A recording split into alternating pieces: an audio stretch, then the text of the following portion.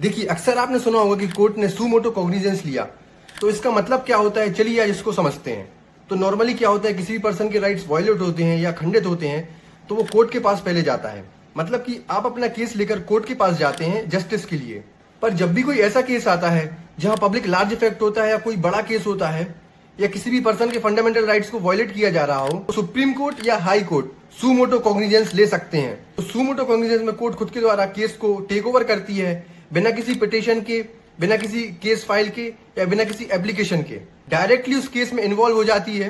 उस केस को directly address किया जाता है और इसे कहते हैं सुमोटो कॉग्निजेंस, यानी कि खुद के ज्ञान में किसी भी चीज को लेना। इसे अपन ऐसे समझते हैं कि कोर्ट खुद केस को उठाता है किसी भी पर्सन को जस्टिस देने के लिए। जैसे कि रिसेंटली हमने कोलकाता मर्डर केस में देखा, बदलापुर केस में देखा और मणिपुर रेप केस में देखा। इससे फायदा क्या होता है? पहला और सबसे इंपॉर्टेंट फायदा, जो कोर्ट के प्रोसेस रहते हैं वो स्पीड अप हो जाते हैं। दूसरा, इंक्वायरी